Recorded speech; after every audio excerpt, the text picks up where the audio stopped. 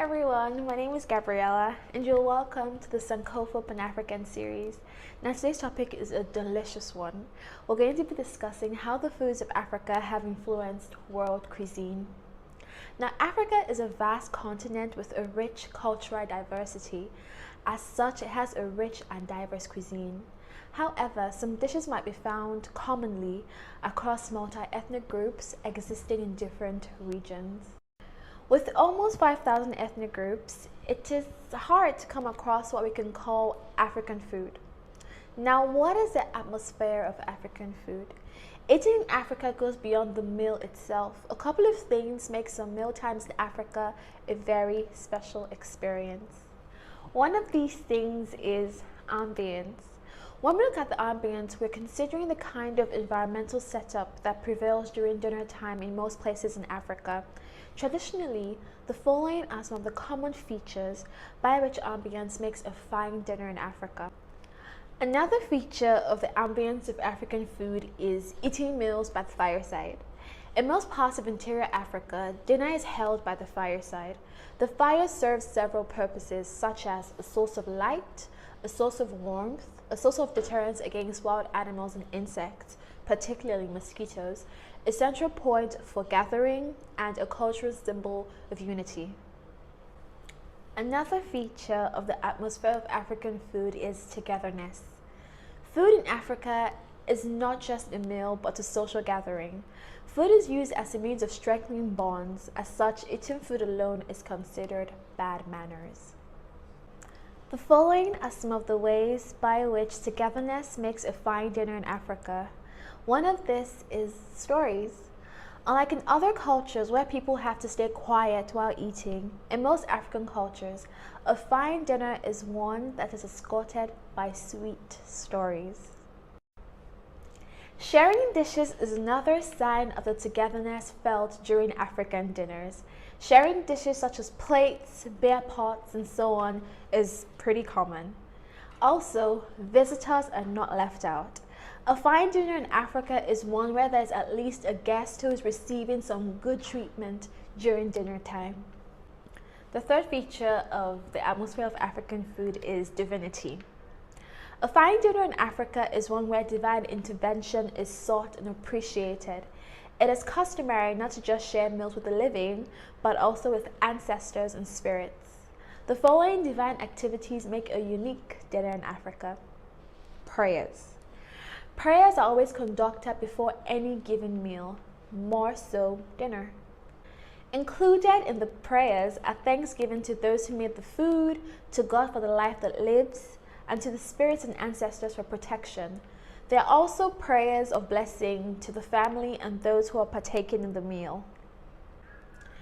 It is also common to give some part of the meal to the ancestors.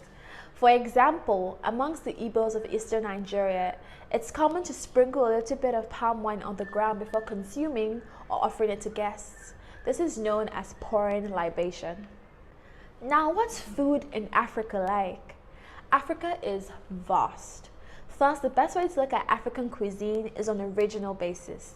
Traditionally, most African cuisines use a combination of local cereal grains, available fruits and vegetables, as well as meat and milk products. In some parts of Africa, the traditional diet features a preponderance of curd, fresh and healthy vegetables, whey, and milk products. Depending on the region of this continent, there are sometimes significant differences in the eating and drinking habits throughout Africa's many populations, namely the Horn of Africa, North Africa, Central Africa, East Africa, West Africa, and Southern Africa. All of these regions have their preparation techniques and distinctive dishes. Now let's take a look at the cuisine of Central Africa. Central Africa stretches from the Tibet Mountains in the north to the vast rainforest basin of the Congo River, the highlands of Kivu, and the savanna of Katanga. This region has received the culinary influence of the Swahilis, which is a culture that evolved by the combination of Bantu, Yemeni, Omani, and Indian cultures during the East African slave trade. Swahili culinary influences can be found in dishes such as mandazi, pilaf rice, kachumbari, sambuca, kukupaka, and so on. Central Africa has also been influenced by the cuisine of East, West, and Southern African regions because of their proximity.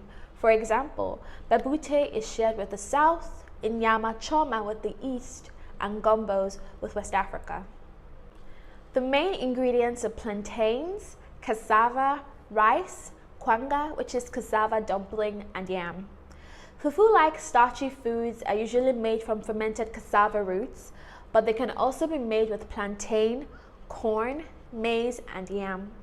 Fufu is served buffet style with grilled meat, fish, stews, and greens. A variety of local ingredients are used while preparing other dishes like spinach stew cooked with tomato, peppers, chili, onions, and peanut butter. Eastern Central Africa is also one of the few regions in Africa that uses potatoes as one of its main bases, since potatoes grow so easily in the region. Cassava plants are also consumed as cooked greens. Groundnut stew is also prepared, containing chicken, okra, ginger, and other spices. Another commonly served dish is bambara, which is a porridge of rice, peanut butter, and sugar. Chicken and fish are favorite meat dishes, but game meat preparations containing crocodile, elephant, antelope, and warthog are also served occasionally. Now on to East African cuisine. East Africa area is home to mainly Tanzania, Kenya, Burundi, Somalia and Somaliland, Rwanda, and of course, Uganda.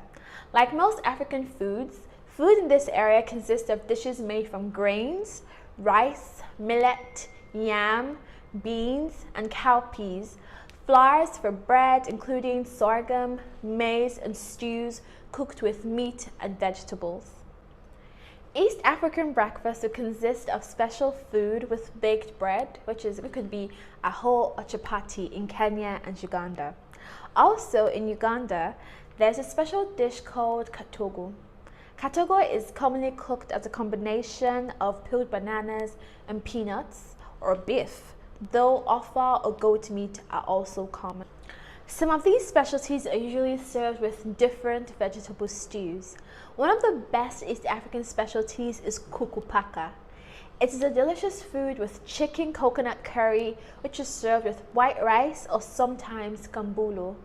Kambulo is made from cooked beans with butter and sugar and is usually served with rice and is so famous in East African cuisine.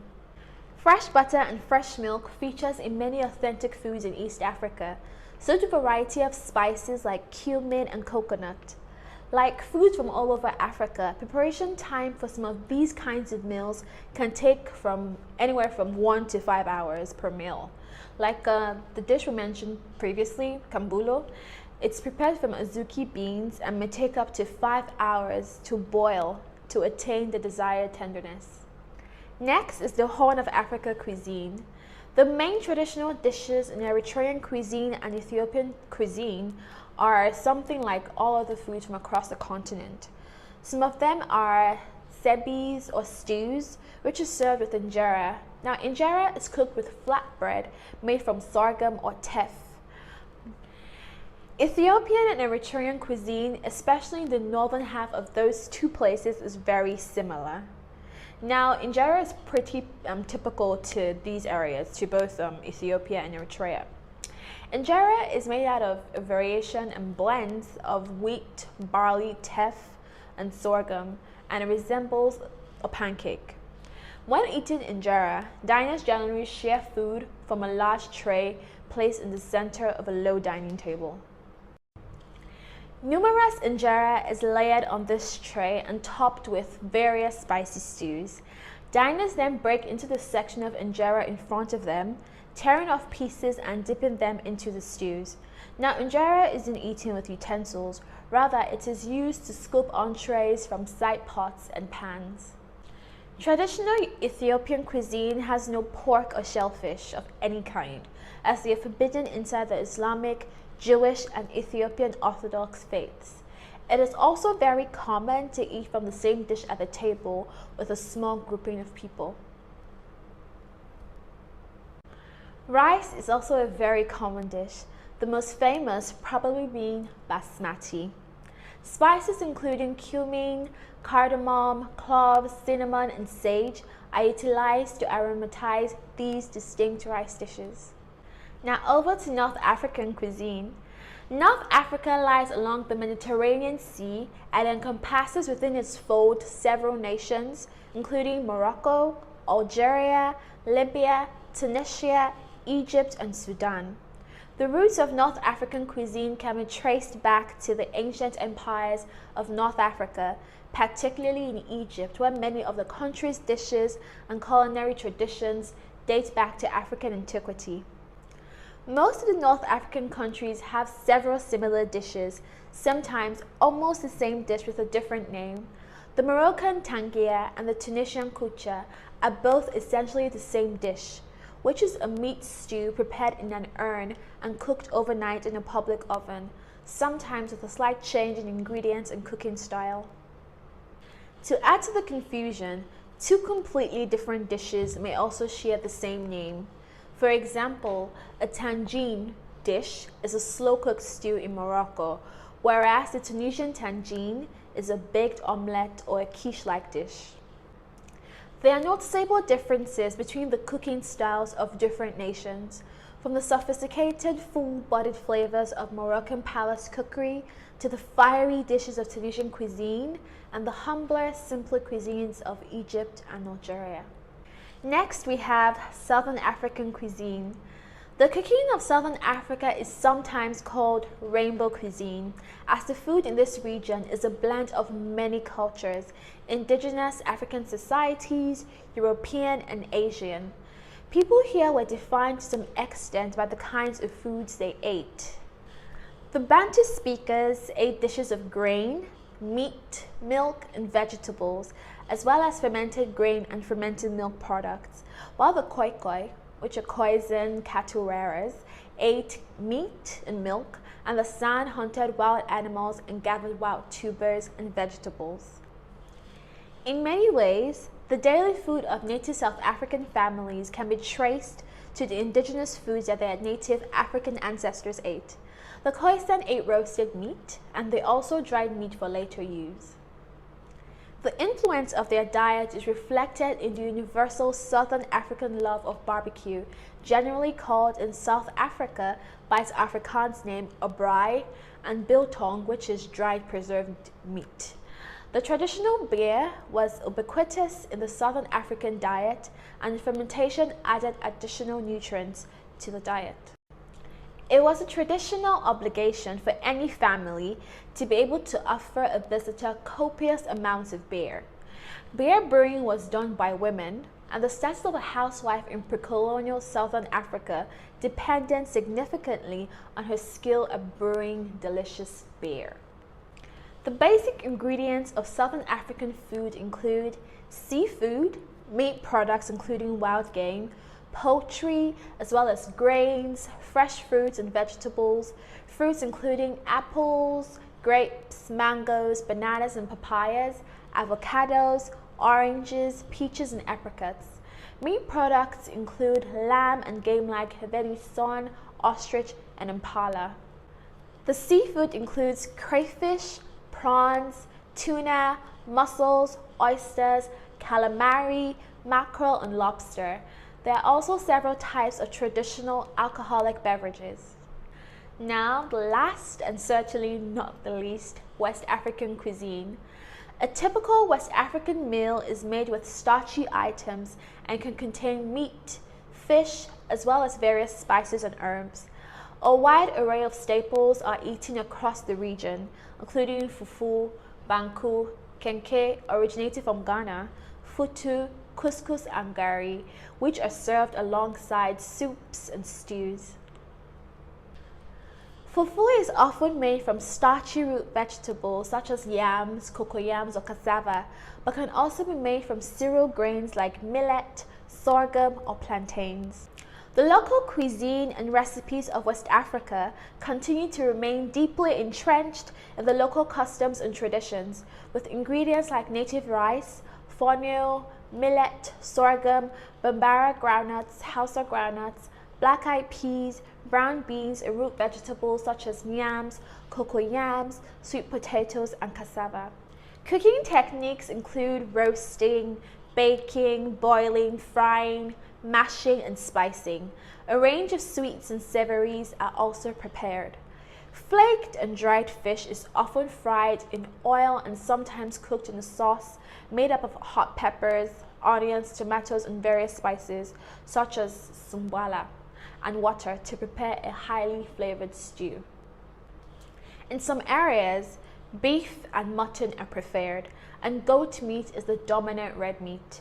Suya, which originated from northern Nigeria, is a popular grilled spicy meat kebab flavored with peanuts and other spices, and is sold by street vendors as a snack or evening meal, and is typically made with beef or chicken. It is common to have a preponderance of seafood and is sometimes also mixed with other meat products. Guinea-fowl eggs, and chicken are also preferred. With regard to beverages, water has a very strong ritual significance in many West African nations, particularly in dry areas. And water is often the first thing an African host will offer his or her guest. Palm wine is also a common beverage made from fermented sap of various types of palm trees and is usually sold in the sweet, which is a less fermented option, or the sour, which has been fermented longer, making it stronger and less sweet. Now let's take a look at African influence in world cuisine. Firstly, in America. The slave trade brought approximately 500,000 Africans to the United States. These people arrived stripped of their material possessions, but possessed a distinctive cultural heritage and various talents and skills. Some historians say that the addition of such vitamin and mineral-rich food plants saved white slaveholders from nutritional deficiencies.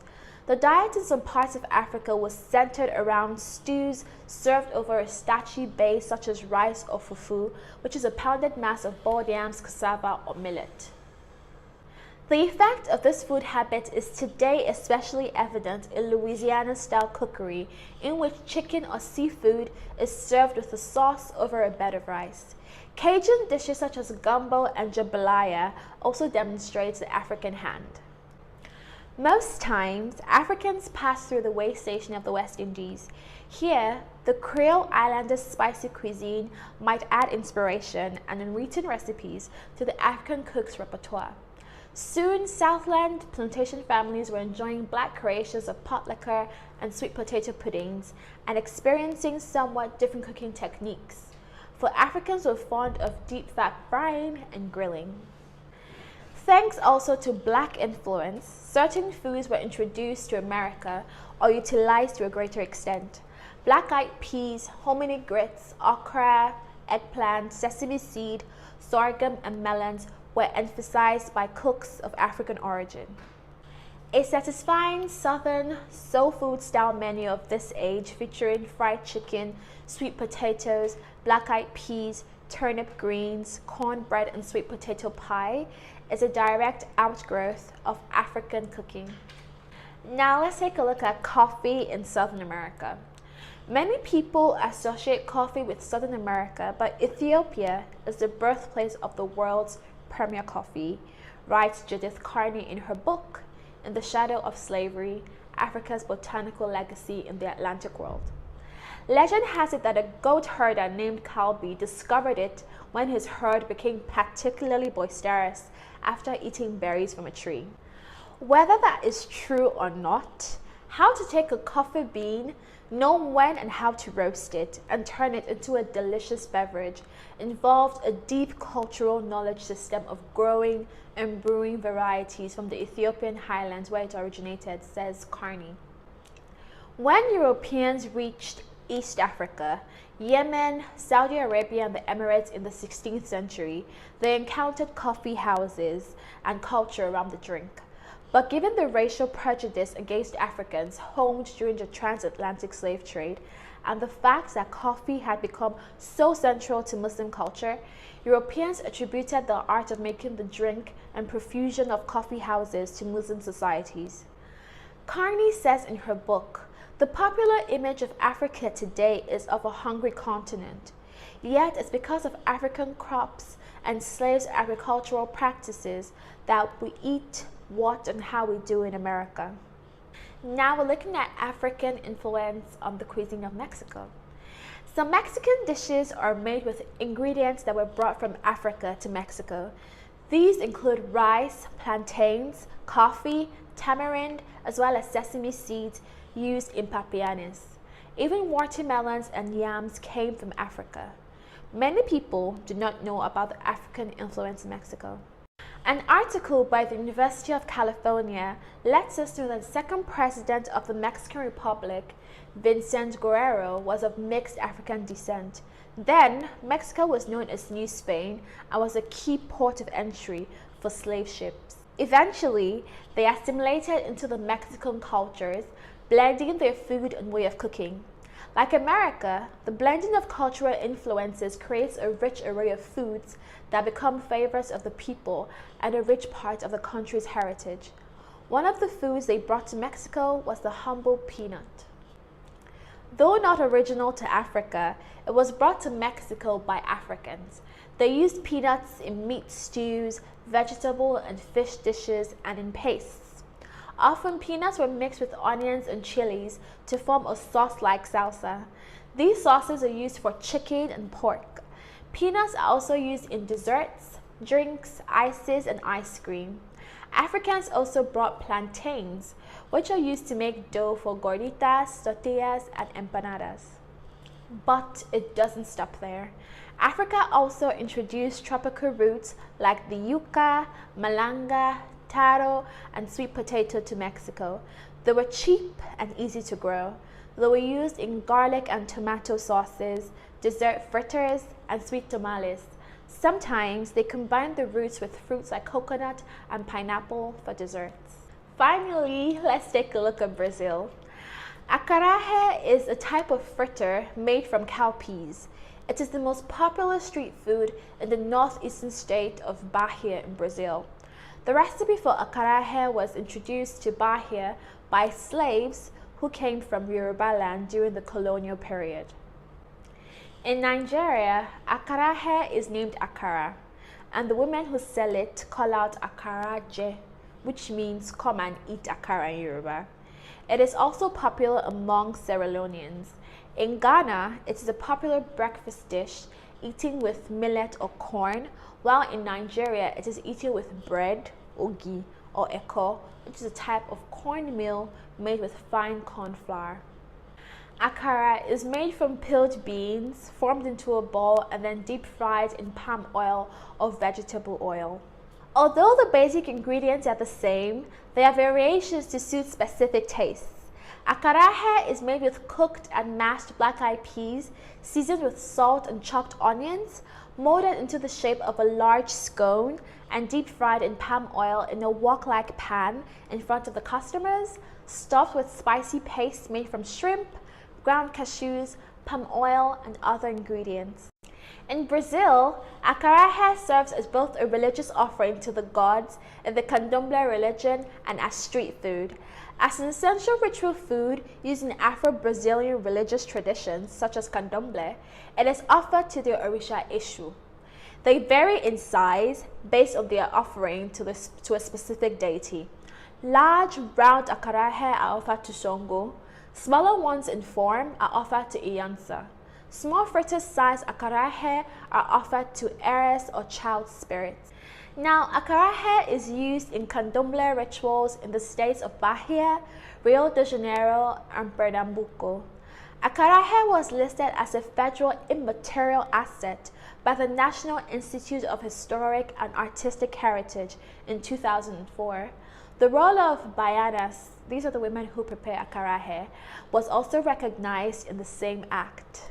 Africa has contributed so much to the world's cuisine as we know it today. From rich and savory spices to the introduction of certain foods, Africa's impact cannot be overlooked. The vastness and diversity of African dishes are just like the continent itself. Each part of the continent brings its delicious uniqueness that is untasted anywhere else. I hope you found this interesting and informative. Please give us a thumbs up, share this video with your contacts, and subscribe to our channel. Thank you so much for watching. Goodbye.